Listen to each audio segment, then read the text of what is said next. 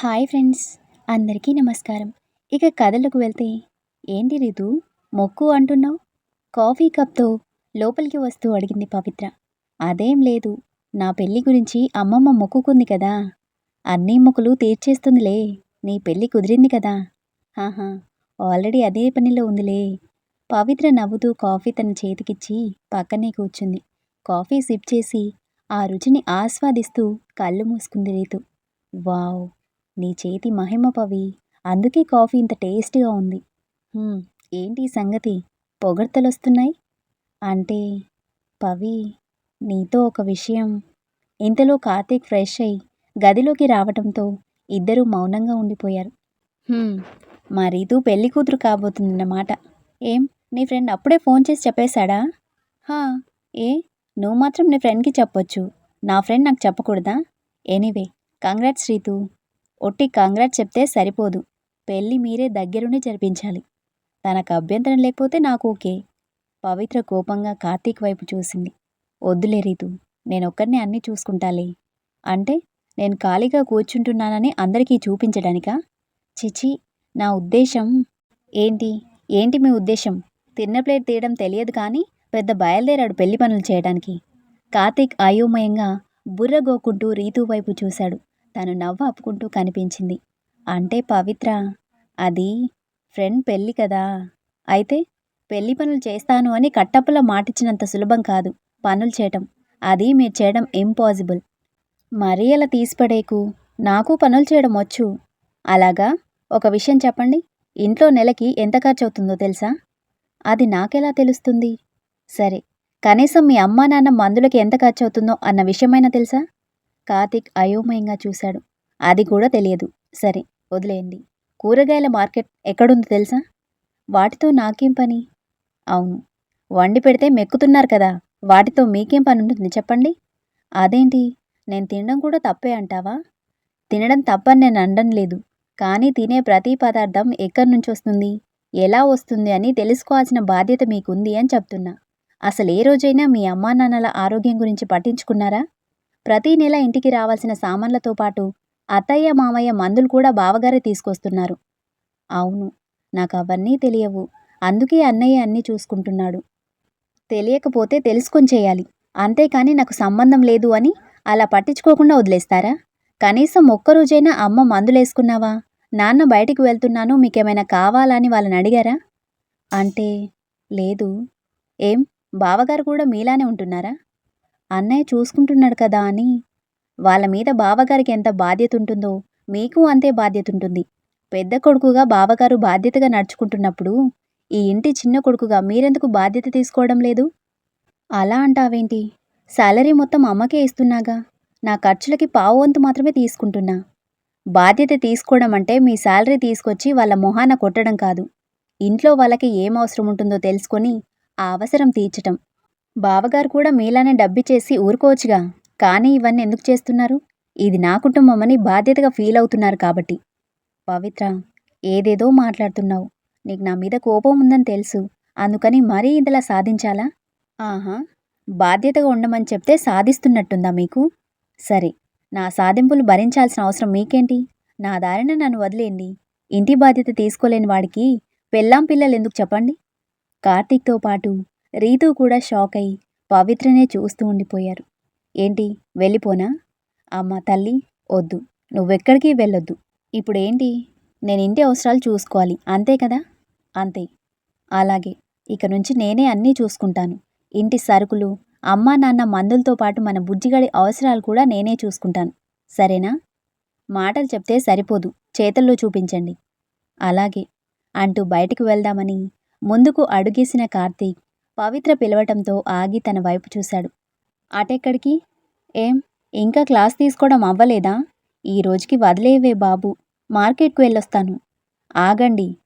"ఏంటి నువ్వు, బాధ్యతగా నడుచుకోమంటావు, మళ్ళీ నువ్వే ఆపుతావు. డోర్ అటుంది, ఇది బాత్రూమ్ డోర్." "ఓ, అవును కదా, ఏంటో అంతా కన్ఫ్యూజింగ్గా ఉంది. బాయ్ రితు, తర్వాత కలుస్తాను." "Bye bye." కార్తీక్ బయటికి వెళ్ళిపోయాడు. రీతు పవిత్ర నవ్వుకుంటూ అక్కడే కూర్చున్నారు. రీతు అయితే పొట్ట పట్టుకొని నవ్వలేక మెలికలు తిరుగుతుంది. "అయ్యో పవి, పాపం కార్తీక్, తన మొహం చూస్తే నవ్వు ఆగడం లేదు. తనున్నంతసేపు నవ్వకుండా ఉండటానికి ఎంత కంట్రోల్ చేసుకున్నానో తెలుసా? అయినా పవి నువ్వు చాలా కొత్తగా కనిపిస్తున్నావు. లేదు రీతు, మా పెళ్ళైన దగ్గరుంచి చూస్తూనే ఉన్నాను. అన్నీ బావగారే చూసుకుంటున్నారు. మావయ్య గారు కూడా 2, 3 సార్లు అత్తయ్యతో చెప్పి బాధపడ్డం చూశాను. కానీ ఆవిడ కొడుకు మీద ఉన్న ప్రేమతో చిన్నోడు కదా వాడికేం తెలుస్తాయని మావయ్య మాటల్ని కొట్టిపడేసేది. ఎప్పటికైనా బాధ్యత తెలుసుకుంటాడులే అని బావగారు కూడా ఏమీ అనేవారు కాదు. నేనీయనకి చాలాసార్లు చెప్పడానికి ప్రయత్నించాను. కానీ నాకు మాట్లాడే ఛాన్సే ఇవ్వలేదు. మగాడికి ఇంటి బాధ్యత భుజం మీదుంటే ఏ పని చేసినా 1కి 4 సార్లు ఆలోచించి చేస్తారు. ఒక పద్ధతి, నిబద్ధత, కుటుంబం పట్ల ప్రేమ, బాధ్యత అన్నీ అతని ఆలోచనల్ని పక్కదారి పట్టకుండా చేస్తాయి. అందుకే ఇదంతా. పవిత్ర ఏం చేసినా కరెక్టే. నీ ట్రీట్మెంట్ ఈ రేంజ్లో ఉంటుందని నేను అస్సలు ఎక్స్పెక్ట్ చేయలేదు. సరేలే, ఇందాకేదో చెప్తూ ఆపేశావు, ఏంటది? అది నువ్వు కోప్పడకూడదు మరి. ముందు విషయం చెప్పు. నా పెళ్ళి నువ్వు కార్తీక్ దగ్గరుండి జరిపించాలని. పవిత్ర కోపంగా తన వైపు చూసింది. ప్లీజ్ పవి, ఇది నా కోరిక మాత్రమే కాదు, మణికంఠ కోరిక కూడా. మా ఇద్దరి వల్ల మీ ఇద్దరి మధ్య మనస్పర్ధలొచ్చాయి. ఆ గిల్టీనెస్తో మేమొకటి కాలేము. అలాగే మేం కూడా ఒకటిగా కలిసుండటం ఎప్పటికీ జరగదు రీతు. అనవసరంగా హోప్స్ పెట్టుకోకు. అది కాదే, కార్తీక్ మారాడు కదా, ఇంకా ఎందుకు ఈ మొండితనం? అందరికీ నా మొండితనమే కనిపిస్తుంది. దాని వెనుక నేను పడ్డ స్ట్రగుల్ ఎవరికీ అవసరం లేదు కదా. పవి, నా ఉద్దేశం. వద్దు రీతు, నువ్వైనా నన్ను అర్థం చేసుకున్నావు అనుకున్నాను. కానీ లేదు, నువ్వు కూడా అందరిలానే నన్నే తప్పుపడుతున్నావా? ఏయ్, అలాంటిదేం లేదే. చూడు, నేనెప్పుడూ నీ గురించి అలా ఆలోచించను. ఒక ఫ్రెండ్గా నీ మంచి కోరుకోవడం నా బాధ్యత. కార్తీక్ని క్షమించమని నేను అనడం లేదు. అది పూర్తిగా నీ మనసుకి సంబంధించింది. కానీ వీడి గురించి ఆలోచించు. పవిత్ర బాబు వైపు చూసింది. ఏమీ అర్థం కాని పసి వయసు. ప్రశాంతంగా నిద్రపోతున్నాడు. పెరిగి పెద్దయిన తర్వాత బహుశా ఇంత ప్రశాంతంగా నిద్రపోలేడేమో అనిపించింది. నీకు తెలుసుగా పవి, మా అమ్మ నాన్న నా చిన్న వయసులోనే విడాకుల పేరుతో విడిపోయారు. సరైన అవగాహన లేని బంధం వల్ల నేను ఎవరి ప్రేమకి నోచుకోలేదు. ఇద్దరూ వేరే వేరే పెళ్ళిళ్ళు చేసుకొని ఎవరి దారి వాళ్ళు చూసుకున్నారు. అలా అని నన్నేం రోడ్డు మీద వదిలేయలేదు. ఇద్దరూ నన్ను వాళ్ళతో తీసుకెళ్లాలనే అనుకున్నారు. కానీ నేను వాళ్ళతో ఎలా ఉండగలను? అమ్మతో ఉంటే తన భర్తని తండ్రిగా చూడలేను. నాన్నతో ఉంటే అతని భార్యని తల్లిగా యాక్సెప్ట్ చేయలేను. అందుకే అమ్మమ్మతో ఉండిపోయాను. ఇలాంటి పరిస్థితి ఎవరికీ రాకూడదు. ఏమీ తెలియని వయసులో ఇంతటి నరకయాతన ఆ పసి మనసుకి ఎంత భారంగా ఉంటుందో నువ్వు ఊహించలేవు పవిత్ర. అది అనుభవించిన నాలాంటి వాళ్ళకి మాత్రమే తెలుస్తుంది. ఇంత చిన్న వయసులో వాడికి అంత పెద్ద శిక్ష వేస్తావా చెప్పు? పవిత్ర ఆలోచిస్తూ రీతు వైపు చూసింది. పిల్లలకి తల్లిదండ్రుల నుంచి ఆస్తులు రాకపోయినా పర్వాలేదు. కానీ ఎదిగే వయసుకి తల్లి లాలన, తండ్రి పాలన, అయిన వాళ్ళ ఆప్యాయత చాలా ముఖ్యం. తండ్రి అండ ఉంది అనే ధైర్యాన్ని తల్లిగా నువ్వివ్వలేవు. అలాగే తల్లిచ్చే మనోస్థైర్యాన్ని కార్తీక్ ఇవ్వలేడు. ఎప్పటికీ తల్లి తల్లే, తండ్రి తండ్రే. ఇద్దరి ప్రేమ వాత్సల్యం నీడ సమంగా దొరికినప్పుడే ఆ బిడ్డ సంతోషంగా ఉంటాడు. నువ్వు కూడా మా అమ్మల తొందరపాటు నిర్ణయం తీసుకోవద్దు పవి. దానివల్ల మీ ఇద్దరి మధ్య ఈ పసివాడు నలిగిపోతాడు. లోకంలో చాలామంది పిల్లల కోసం మాత్రమే కలిసి ఉంటున్నారు. వాళ్ళంతా విడిపోయి బ్రతకలేక కాదు, వాళ్ళ గొడవలకి పిల్లల్ని బలి చేయటం ఇష్టం లేక. ఎప్పుడూ ఆడవాళ్ళే కాంప్రమైజ్ అయి బ్రతకాలా అంటే తప్పదు. ఆ కాంప్రమైజ్ వల్ల బంధం నిలబడుతుంది. పిల్లల భవిష్యత్తు బాగుంటుంది. వాళ్ళకి తల్లిదండ్రుల ఇద్దరి ప్రేమ సమంగా దొరుకుతుంది. వీటన్నింటి ముందు ఆ కాంప్రమైజ్ అనే పదం చాలా చిన్నది కదా. అలాంటప్పుడు కాంప్రమైజ్ అయితే తప్పేముంది చెప్పు? పవిత్ర రీతు కళ్ళలోకి చూస్తూ ఉండిపోయింది. కార్తీక్ దుర్మార్గుడై ఉంటే నేనే అతనితో డివోర్స్ ఇప్పించేదాన్ని. మంచివాడు కాబట్టే నీకదంతా చెప్తున్నాను. ఒక అపార్థం వల్ల ఏర్పడిన పరిస్థితుల వల్ల అతను విచక్షణ కోల్పోయి ప్రవర్తించాడు. అదే తప్పు నువ్వు చేయొద్దు. అతను నిన్ను బాధ పెట్టాడు, మూర్ఖంగా ప్రవర్తించాడు. దానికి నువ్వు బదులు తీర్చుకో. అంతేగాని వీడికి తండ్రి ప్రేమని దూరం చేయదు పవి. నేను చెప్పాల్సింది చెప్పాను. ఇక నిర్ణయం నీ చేతుల్లోనే ఉంది. వెళ్ళొస్తాను. రీతు బయటికి వెళ్ళిపోయింది. పవిత్ర బాబుని చూస్తూ ఆలోచనల్లో మునిగిపోయింది. ఇక కట్ చేస్తే కూరగాయలు పట్టుకుని లోపలికి వస్తున్న కార్తీక్ని చూసి ఆశ్చర్యంతో నోరెళ్ళబెట్టారు అందరూ. రిషికైతే ఒక పక్క ఆశ్చర్యంగానూ మరోపక్క ఆనందంగానూ ఉంది. ఎప్పుడైనా తనకి ఖాళీ దొరక్క కార్తీక్‌ని మార్కెట్‌కి వెళ్ళి రమ్మంటే, "ఛీ! నేను మార్కెట్‌కి వెళ్ళడం ఏంటన్నయ్య? నా ఫ్రెండ్స్ ఎవరైనా చూసారంటే నవ్వుతారు. నేను వెళ్ళను. ఖాళీ అయ్యాక నువ్వే తెచ్చుకో" అనేవాడు. అలాంటిది చెప్పా పెట్టకుండా ఇలా మార్కెట్‌కి వెళ్ళి కూరగాయలు తీసుకురావడం అందరినీ ఆశ్చర్యానికి గురిచేసింది. "అమ్మా, కూరగాయలు తెచ్చాను. అన్నీ సరిగ్గా ఉన్నాయో లేదో చూసుకో."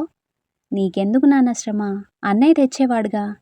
పక్కనే ఉన్న ఆవిడ భర్త కోపంగా ఆవిడ వైపు చూశాడు. "నువ్వు నోరు మూసుకో. ఇన్నాళ్ళకైనా వాడికి బాధ్యత తెలిసిందని సంతోషించడం మానేసి శ్రమ అంటావా?" "అది కాదండి." "నోరు మూయమన్నానా?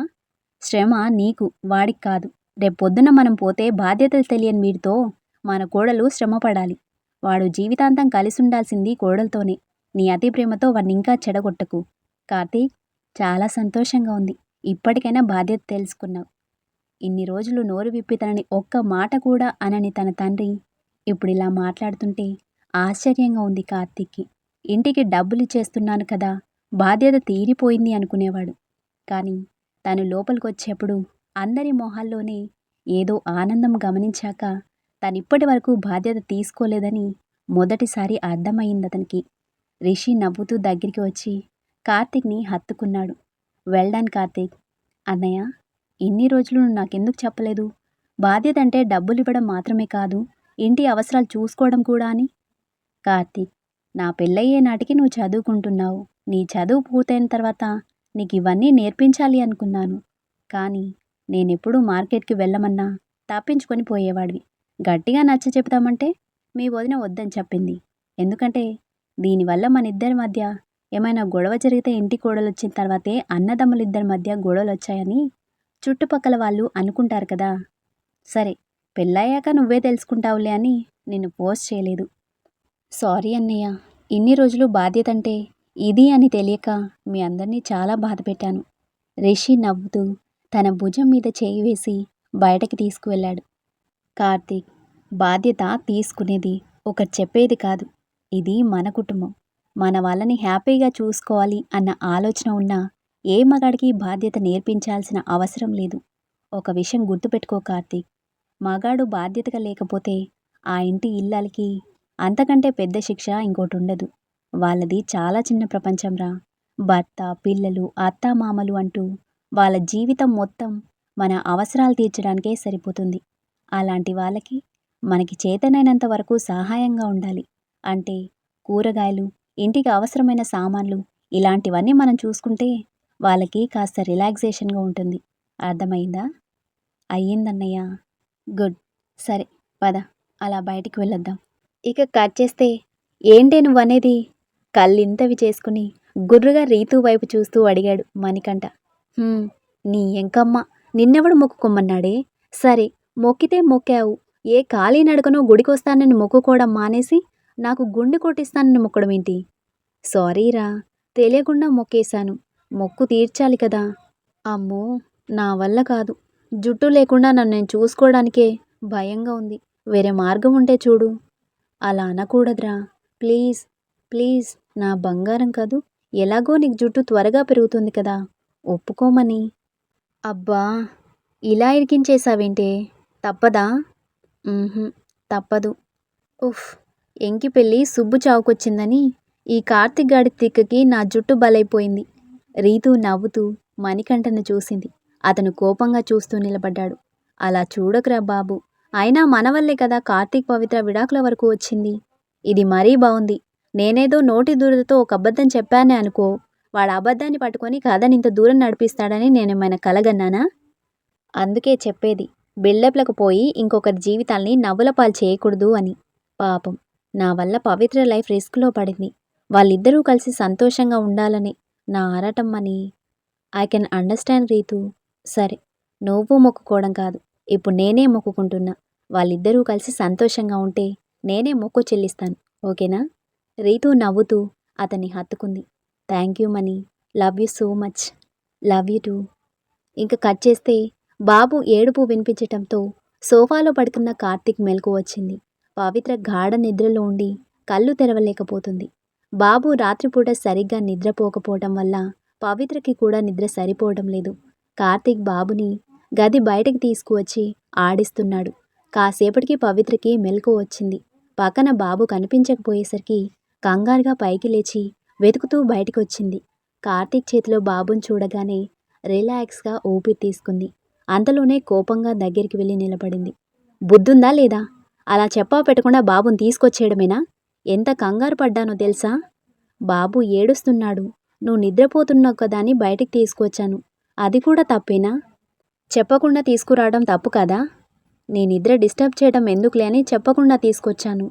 ఈసారి నిద్ర లేపి తీసుకువెళ్తున్నా అని చెప్పి తీసుకొస్తాలే. పవిత్ర కోపంగా చూస్తూ నిలబడింది. అలా చూడకే బాబు. చూపులతోనే భయపెట్టి చంపేసేలా ఉన్నావు. నా బిడ్డను నేను ఆడించడం కూడా తప్పంటే ఎలా? ఏం, మీరు మాత్రం తక్కువ చేశారా నా విషయంలో? కూర్చుంటే తప్పు, నుంచుంటే తప్పు. ఎన్ని తిప్పలు పెట్టారు నన్ను. చూస్తూ ఉండండి, అంతకంతా అనుభవించేలా చేస్తాను. నువ్వేం చేసినా పర్లేదు కానీ విడాకులు మాత్రం కావాలి అనుకు. పవిత్ర కోపంగా చూస్తూ బాబుని తీసుకొని గదిలోకి వెళ్ళిపోయింది. కార్తీక్ వెనకే వచ్చి సోఫాలో కూర్చున్నాడు. బాబుకి పాలు పట్టించి నిద్రపుచ్చింది. టైం చూస్తే 3 అయ్యింది. పక్కకు చూసేసరికి కార్తీక్ ఆవలిస్తూ కనిపించాడు. ఎంతసేపు అయింది వీడు నిద్రలేచి? 2 అవర్స్ అవుతుంది. సరే, పడుకోండి. మళ్ళీ ఆఫీస్లో నిద్రపోయారంటే అంతే సంగతులు. పర్లేదు, నాకు లేట్ నైట్స్ అలవాటే. నీకే సరిగ్గా నిద్ర సరిపోవడం లేదు. వీడు బాగా విసిగిస్తున్నాడు కదా. అవును, మీలాగే. అన్నీ మీ బుద్ధులే వచ్చినట్టున్నాయి. అందుకే అందరూ నిద్రపోయే సమయంలో ఆడుకుంటాడు, నిద్ర లేచే టైంకి పడుకుంటాడు. కార్తీక్ నవ్వుకుంటాడు. ఎందుకు నవ్వుతున్నారు? ఏం లేదు, నువ్వు పడుకో. వాణ్ణి నేను చూసుకుంటాలే. అవసరం లేదు. ఇవన్నీ చేసి నన్ను ఇంప్రెస్ చేయాలని మీ ప్లాన్ కదా? మీరు చెప్పిన దానికల్లా తలాడించడానికి నేనేం అప్పటి పవిత్రను కాదు. అవును, బాగా ముదిరిపోయావు. ఏంటి? ఏం లేదు. నాకు వినిపించింది. అయితే మళ్ళీ అడగడం దేనికి? నన్ను అలా మార్చేసింది మీరే కదా. అయినా మీ మగాళ్ళు భార్య ప్రేమగా సేవలు చేసినన్ని రోజులు కాళ్ళ కింద చెప్పులా చూస్తారు. అప్పుడు మా ప్రేమ కనిపించదు.